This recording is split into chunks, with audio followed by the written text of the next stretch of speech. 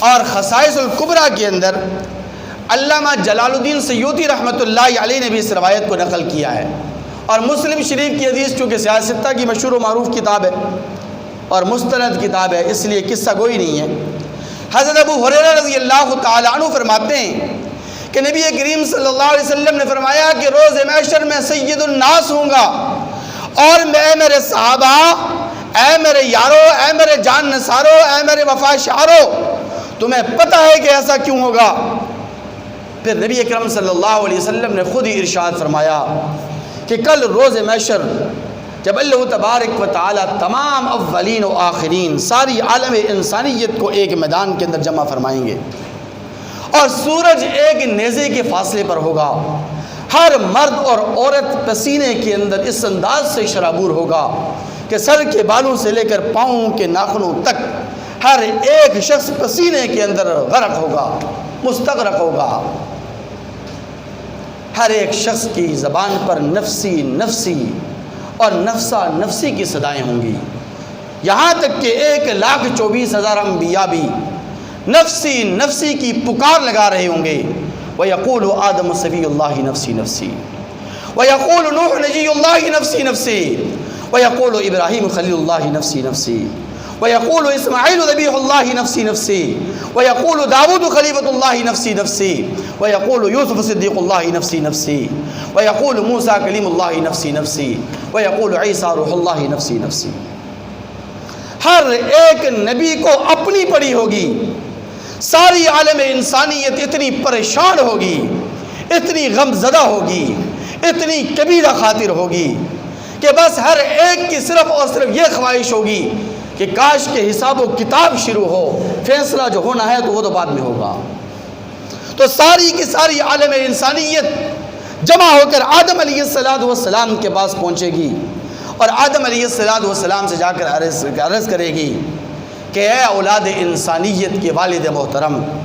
آپ ہمارے باپ ہیں، آپ ہمارے والد بزرگوار ہیں، آپ اللہ تبارک و تعالیٰ سے درخواست کریں کہ حساب و کتاب شروع ہو، ہم بہت مشکل کے اندر ہیں، بڑی پریشانی کے اندر ہیں۔ آدم علیہ السلام اپنی لغزش کا تذکرہ کریں گے اور فرمائیں گے کہ میں نے جنت میں ممنوعہ درخت کھا لیا تھا، آج میرے رب بڑے جلال کے اندر ہے، اگر میرے رب نے مجھ سے پوچھ لیا تو میرے پاس کوئی جواب نہیں، اذهبوا الی غیری، میرے علاوہ تم کسی اور کے پاس چلے جاؤ۔ ساری کی ساری عالم انسانیت حضرت نوح علیہ السلام کے پاس پہنچے گی اور جا کر عرض کرے گی یا نوح انت اول الرسل الی الارض، اے نوح علیہ السلام آپ وہ پہلے پیغمبر ہیں جو زمین کی طرف مبعوث ہوئے ہیں۔ وقد سماک عبدا شکورا، اور اللہ تبارک و تعالی نے آپ کا نام شکر گزار بندے کے طور پر لیا ہے۔ آپ اللہ تبارک و تعالی سے درخواست کریں کہ حساب و کتاب شروع ہو، معاملہ بہت گمبھیر ہے۔ حضرت نوح علیہ السلام عرض کریں گے اذهبوا الی غیری، تم میرے علاوہ کسی اور کے پاس چلے جاؤ، اس لیے کہ آج میرے رب بڑے جلال کے اندر ہے، میں نے اپنی قوم کے حق میں بد دعا کی تھی، آج اگر میرے رب نے مجھ سے پوچھ لیا کہ اے میرے پیغمبر تو نے اپنی قوم کے حق میں کیوں بد دعا کی تھی، میرے پاس کوئی جواب نہیں۔ ساری کی ساری عالم انسانیت حضرت ابراہیم علیہ السلام کے پاس پہنچے گی اور جا کر کہے گی کہ انت خلیل اللہ،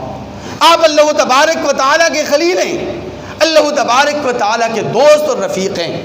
آپ اللہ تبارک و تعالیٰ سے عرض کریں کہ حساب و کتاب شروع ہو، آپ دیکھ رہے ہیں کہ اس وقت ہم کس حالت کے اندر ہیں۔ ابراہیم علیہ السلام کہیں گے، اپنی 3 لغزشوں کا تذکرہ کریں گے کہ میں نے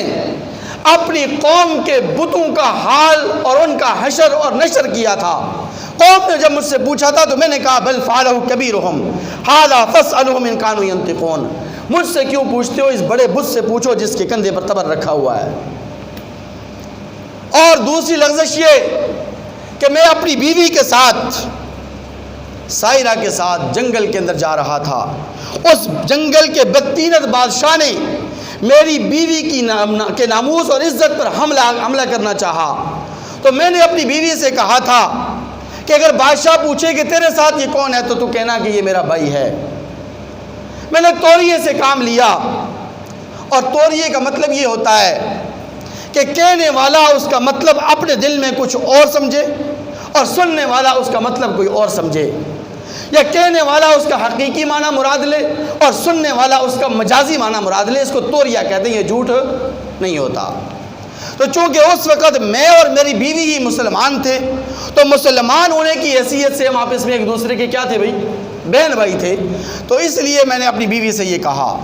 لیکن آج میرا رب بڑے جلال کے اندر ہے، آج شاید وہ اس توریہ کو بھی نہ مانے، اس لیے اذهبوا الی غیری، تم میرے علاوہ کسی اور کے پاس چلے جاؤ۔ اور تیسری لغزش یہ کہ جب میری قوم نے مجھے اپنے مذہبی میلے کے اندر شرکت کی دعوت دی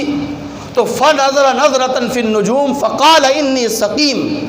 میں نے آسمان دنیا کے ستاروں کی طرف دیکھ کر کہا تھا کہ میں بیمار ہوں، جبکہ میں بیمار نہیں تھا، لیکن مجھے روحانی طور پر یہ تکلیف ضرور ہو رہی تھی کہ میری قوم بت پرستی کے اندر کیوں مبتلا ہے، اگرچہ جھوٹ نہیں تھا، لیکن میں نے توریہ سے کام لیا، لیکن میرا رب بڑے جلال کے اندر ہے، اذهبوا الی غیری، تم میرے علاوہ کسی اور کے پاس چلے جاؤ۔ ساری کی ساری عالم انسانیت حضرت ابراہیم علیہ السلام سے ہوتے ہوئے حضرت عیسیٰ علیہ السلام کے پاس پہنچے گی، اس سے پہلے موسیٰ علیہ السلام کے پاس بھی جائے گی، وہ بھی یہی جواب دیں گے۔ عیسیٰ علیہ السلام کے پاس جا کر کہے گی کہ انتا رسول اللہ، آپ اللہ تبارک و تعالیٰ کے رسول بھی ہیں، وَكَلِمَتُهُ أَلْقَاهَا إِلَى مَرْيَمَ، آپ اللہ تبارک و تعالیٰ کے کلمہ بھی ہیں، وَرُوحٌ مِّنْهُ، اور آپ کو اللہ تبارک و تعالیٰ کی طرف سے روح بھی قرار دیا گیا ہے، اس لیے آپ ہماری سفارش کیجئے۔ حضرت عیسیٰ علیہ السلام بھی کہیں گے وَيَقُولُ عِيسَىٰ رُوحُ اللَّهِ نَفْسِي نَفْسِي، آج مجھے اپنی پڑی ہے۔ وہ کسی لغزش کا تذکرہ تو نہیں کریں گے، لیکن ایک مشورہ ضرور دیں گے اور کہیں گے کہ اذهبوا الى محمد صلی اللہ تعالی علیہ وآلہ آلہ وسلم، تم جاؤ محمد عربی صلی اللہ علیہ وسلم کے پاس، ساری کی ساری عالم انسانیت میرے اور آپ کے محبوب پیغمبر صلی اللہ علیہ وسلم کے قدموں میں پہنچے گی اور جا کر عرض کرے گی کہ یا رسول اللہ،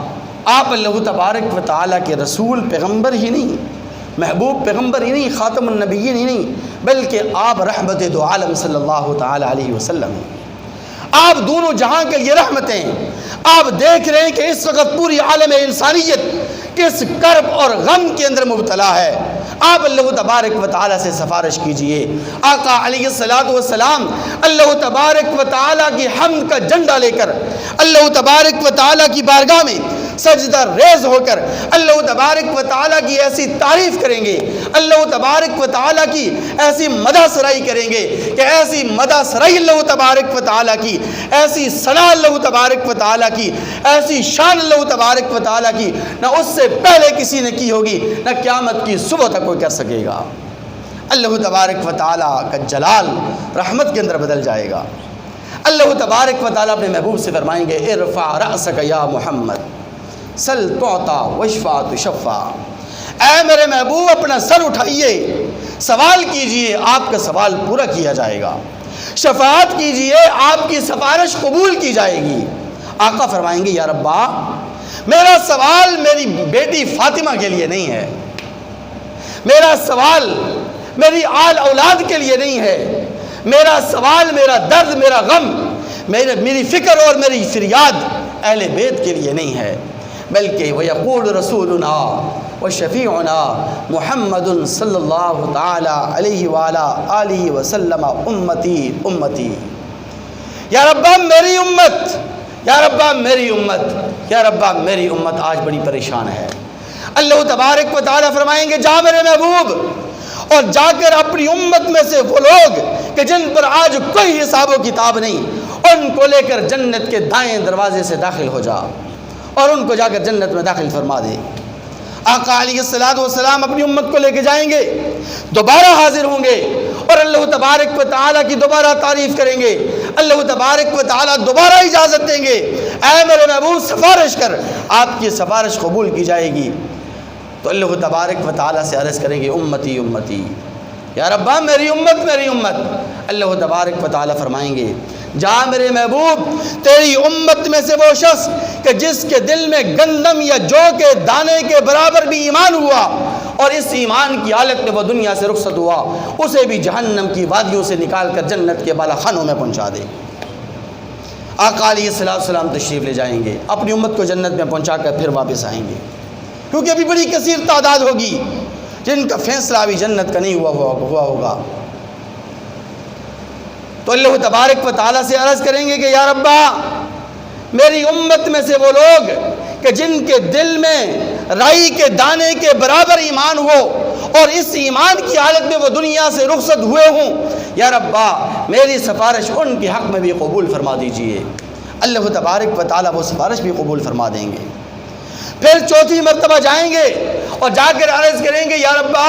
میری امت میں سے وہ لوگ کہ جن کے دل میں رائی کے دانے سے بھی کم ایمان ہو،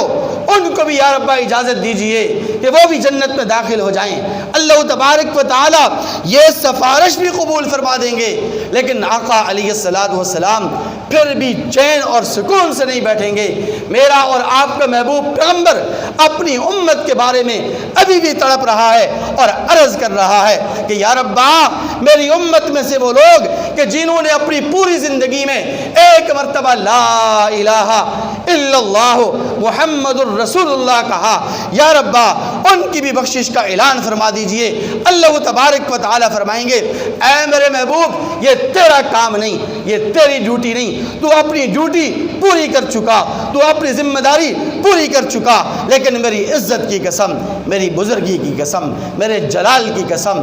میرے بندوں میں سے، تیری امت میں سے جس نے بھی اپنی پوری زندگی میں ایک مرتبہ تہ دل سے، دل کی گہرائیوں سے ایمان کی حالت میں لا الہ الا اللہ محمد الرسول اللہ کہا اور اسی ایمان کی حالت میں وہ دنیا سے رخصت ہوا، میں اس کی بھی بخشش کا اعلان کر کے اسے بھی جنت کے اندر داخل کر دوں گا۔ تو اس لیے میرے بھائیوں،